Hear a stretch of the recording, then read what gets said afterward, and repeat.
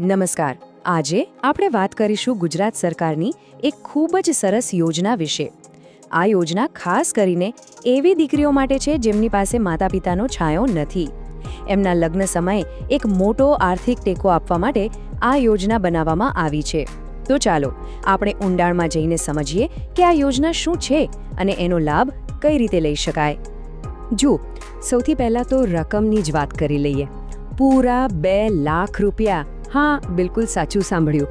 આ યોજના હેઠળ દીકરીને લગ્ન સમયે સીધા જ 2 લાખ રૂપિયાની સહાય મળે છે. હવે વિચારો, નવા જીવનની શરૂઆત કરવા માટે આ રકમ કેટલી મોટી મદદ કરી શકે છે, ખરું ને? તો હવે મનમાં તરત જ સવાલ આવે કે ભાઈ, આટલી મોટી સહાય મળે છે તો ખરી, પણ કોને મળે છે અને એના માટે શું કરવું પડે? બસ આ જ બધા સવાલોનો જવાબ આપણે હવે એક પછી એક મેળવવાના છીએ. ઓકે, તો આપણે આખી વાતને સ્ટેપ બાય સ્ટેપ સમજીશું. પહેલાં જોઈશું કે આર્થિક સહાય કેટલી છે, પછી યોજનાનો હેતુ શું છે અને લાભ કોને મળે, એના નિયમો અને શરતો શું છે, કયા કયા કાગળો જોઈશે અને છેલ્લે એપ્લિકેશન કઈ રીતે કરવી. તો ચાલો શરૂ કરીએ પહેલા વિભાગથી, એટલે કે આર્થિક સહાય. આ યોજનાની સૌથી ખાસ વાત એ છે કે આ 2 લાખ રૂપિયાની રકમ એક જ વારમાં એક સાથે મળી જાય છે, અને એ પણ સીધી દીકરીના બેંક ખાતામાં. આને કહેવાય ડીબીટી, એટલે કે ડાયરેક્ટ બેનિફિટ ટ્રાન્સફર. આનો મતલબ શું થયો? મતલબ એ કે વચ્ચે કોઈ નહીં, કોઈ વચેટિયા નહીં. પૈસા સરકારના ખાતામાંથી સીધા લાભાર્થીના ખાતામાં, એકદમ પારદર્શક. ઠીક છે, પૈસાની વાત તો સમજાઈ ગઈ. પણ હવે એ સમજીએ કે સરકાર આ યોજના શા માટે ચલાવી રહી છે, એનો હેતુ શું છે, અને સૌથી અગત્યનું, આનો લાભ કોને મળી શકે છે.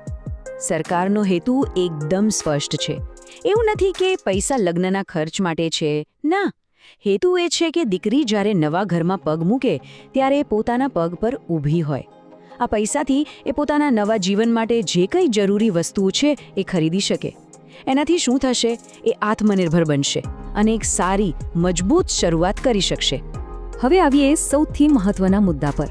લાભાર્થી કોણ? તો જુઓ, આ લાભ એવી દીકરીઓને મળે છે જેમની ઉંમર લગ્ન સમયે 18 વર્ષ કે તેથી વધુ હોય, અને બીજું, જેઓ સરકારની 2 ખાસ યોજનાઓમાંથી કોઈ એકનો ભાગ રહી ચૂકી હોય. કઈ 2 યોજના? એક છે પાલક માતા પિતા યોજના અને બીજી છે મુખ્યમંત્રી બાળ સેવા યોજના.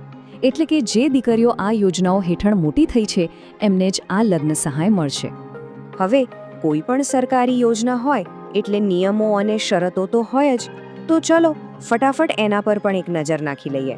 આ જાણવું બહુ જ જરૂરી છે. આમાં 2 તારીખો ખાસ યાદ રાખવાની છે. સૌથી પહેલી, લગ્ન 1 એપ્રિલ 2023ના દિવસે અથવા એના પછી થયેલા હોવા જોઈએ. એની પહેલાંના લગ્ન માટે આ યોજના નથી.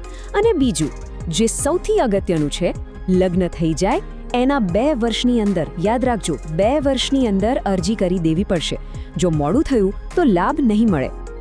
આ સિવાય બીજી 3 નાની પણ મહત્વની શરતો છે. પહેલું, આ લાભ જીવનમાં ફક્ત એક જ વાર મળશે.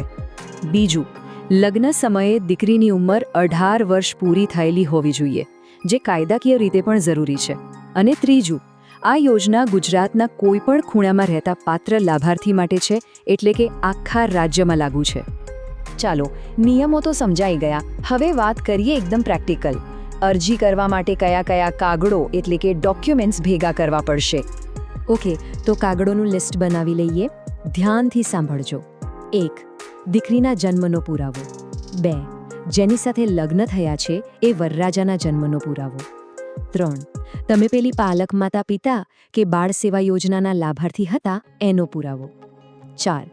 લગ્નનું રજિસ્ટ્રેશન સર્ટિફિકેટ, જે ખૂબ જ જરૂરી છે. 5. દીકરીનું આધાર કાર્ડ.